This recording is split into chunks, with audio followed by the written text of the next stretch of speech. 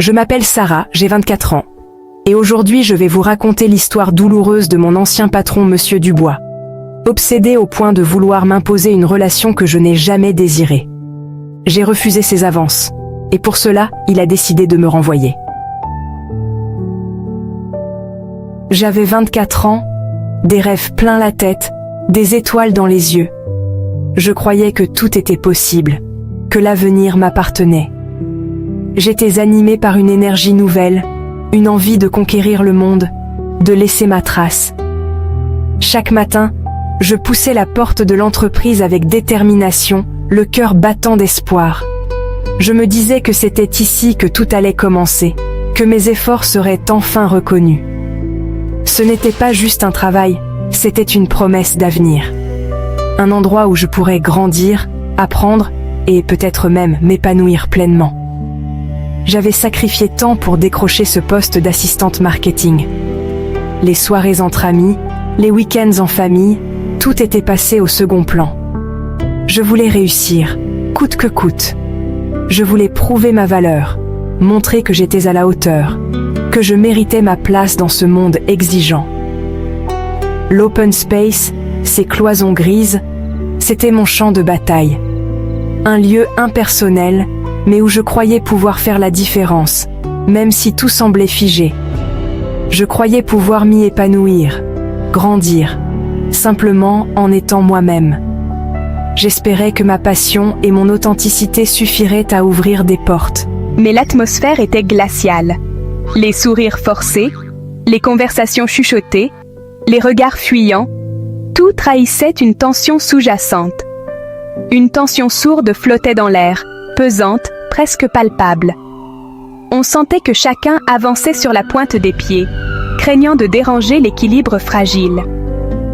Sarah pensait que c'était la pression normale d'un grand groupe. Alors, elle s'immergeait dans son travail, convaincue que son professionnalisme suffirait. Elle se disait que tout irait bien si elle restait concentrée, discrète, irréprochable. Mais son enthousiasme et sa lumière attirèrent l'attention, surtout celle de son patron, Monsieur Dubois. Il la regardait différemment, avec une insistance qui la mettait parfois mal à l'aise. Le rêve commençait à peine, et pourtant, je sentais déjà que quelque chose clochait. Je voulais croire que ce n'était qu'une impression passagère. Mais déjà, des fissures apparaissaient. Des doutes s'insinuaient dans mon esprit, fragilisant peu à peu mes certitudes.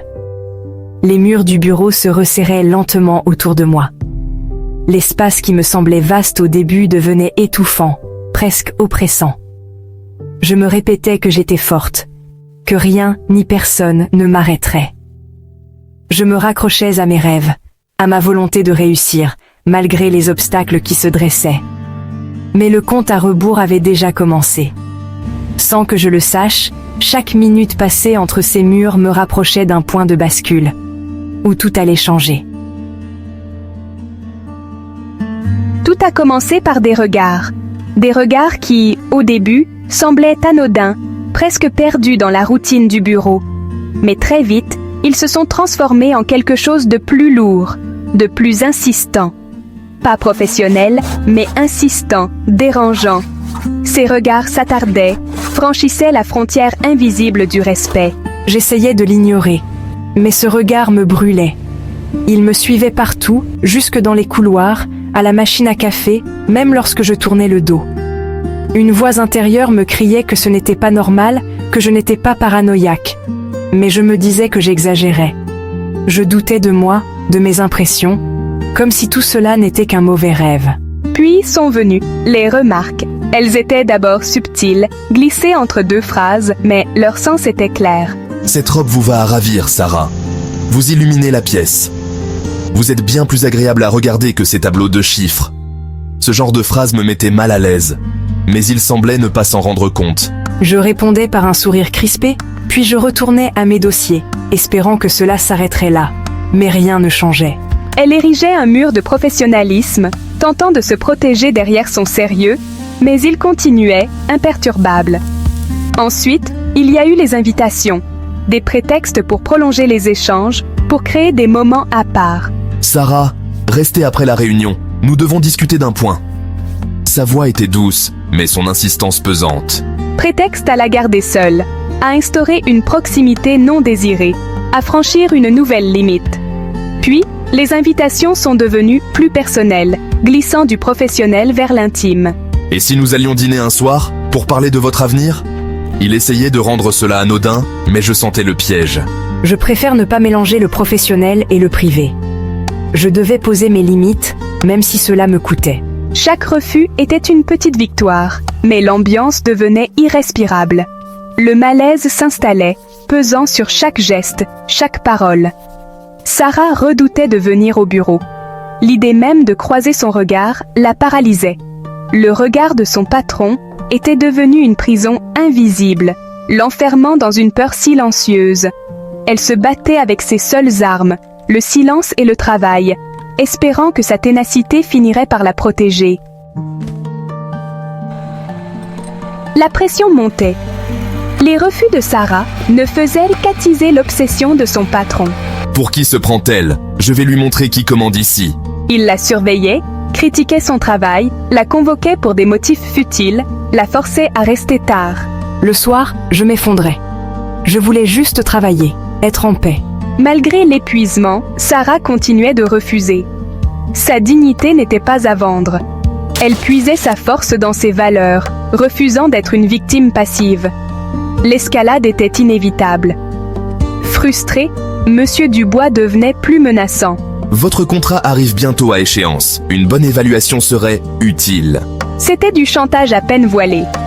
Sarah sentait que le point de non-retour approchait. Elle devait se préparer au pire. Le piège a été tendu un jeudi soir. L'open space était vide. Il m'a demandé de rester pour une réunion importante. J'ai accepté, le cœur battant. Il m'a invité à m'asseoir sur le canapé, servi un verre d'eau. L'eau semblait trouble. Ne bois pas. Surtout ne bois pas ce verre. J'ai posé le verre, refusé poliment. Son visage s'est durci. Vous ne comprenez pas comment les choses fonctionnent ici? Je peux faire ou détruire votre carrière. Sa main s'est posée sur mon genou. C'était le contact de trop. Ne me touchez pas. Ma voix était forte, claire. Il a été surpris, déstabilisé. J'ai attrapé mon sac, tourné les talons et quitté le bureau. Chaque pas était un refus catégorique de la souillure qu'il voulait m'imposer. J'ai couru dans le couloir désert sans regarder en arrière. Dans l'ascenseur, les larmes coulaient, mais ce n'étaient plus des larmes de peur, c'était du soulagement. L'air frais de la nuit m'a frappé. J'ai marché, fier d'avoir dit non, d'avoir fui, d'avoir sauvé mon intégrité. J'ai prié pour avoir la force de surmonter ça. Ce soir-là, Sarah n'a pas seulement fui un prédateur, elle a couru vers elle-même, vers la femme forte qu'elle était destinée à devenir. Elle savait que les jours suivants seraient difficiles, qu'elle allait probablement perdre son travail. Mais elle avait choisi le respect de soi. La course était terminée, mais le combat ne faisait que commencer. Elle était une survivante. Et ce choix, personne ne pourrait jamais le lui enlever. Le lendemain, le verdict est tombé, contrat non renouvelé, restructuration du service. Monsieur Dubois avait gagné, effaçant ma carrière parce que j'avais refusé ses avances. Tristesse, deuil d'un rêve brisé, mais aussi une paix profonde. J'avais perdu un travail mais pas mon âme. Cette porte claquée n'était pas une défaite, mais une libération. Elle n'avait aucun regret. Je croyais qu'il y avait une raison à tout cela. J'ai prié, cette fois avec confiance. Elle a choisi le pardon, non pour lui, mais pour elle-même, pour avancer.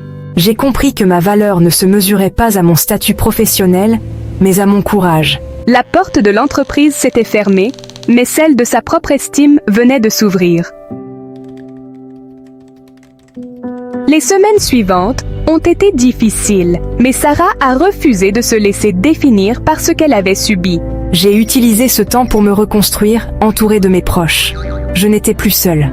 Parler a été la première étape de la guérison. Elle a cherché un nouvel emploi, cette fois dans un environnement sain. J'ai décroché un poste dans une agence bienveillante. Dès le premier jour, j'ai su que j'étais au bon endroit. Libérée de la peur, sa créativité a explosé. Elle a initié une charte de bonne conduite. Sa renaissance était complète. Elle avait transformé sa blessure en force.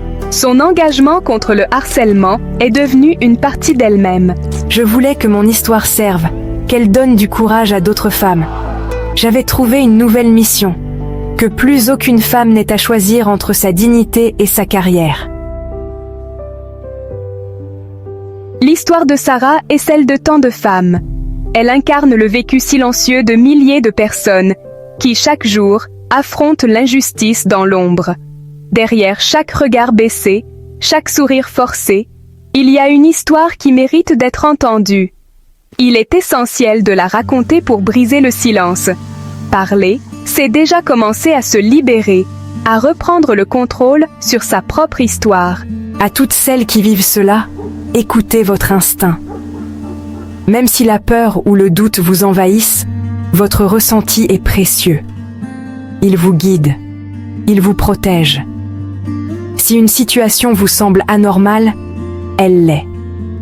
Faites confiance à ce que vous ressentez, même si personne autour de vous ne semble le voir. Ne laissez personne minimiser ce que vous ressentez. Vos émotions sont légitimes, et personne n'a le droit de les remettre en question ou de les balayer d'un revers de main.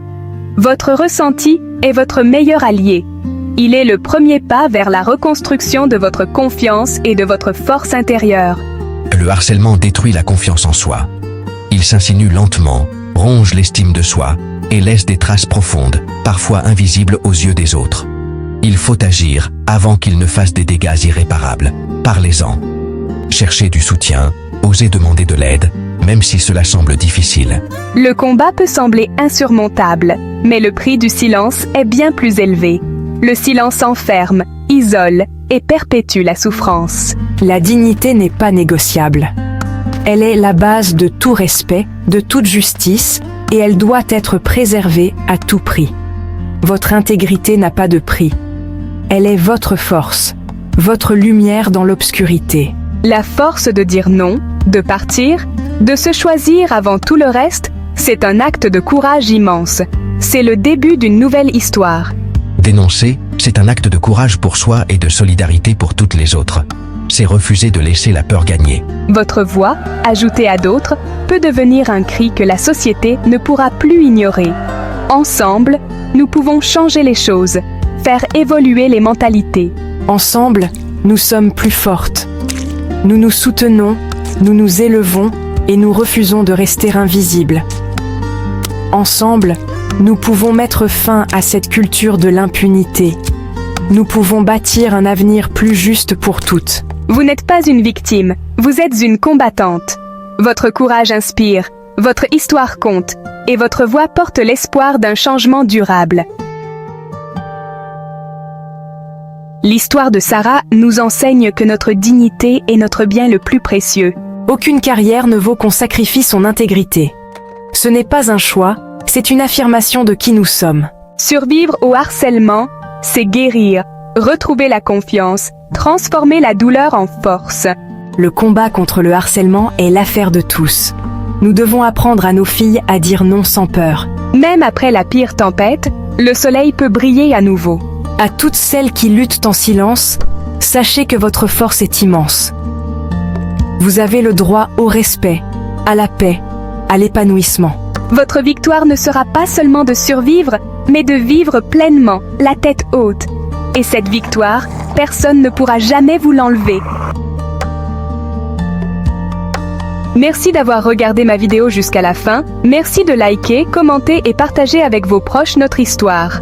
Ensemble, faisons entendre la voix de toutes les femmes. Brisons le silence et rappelons au monde que la dignité et le respect ne sont pas négociables.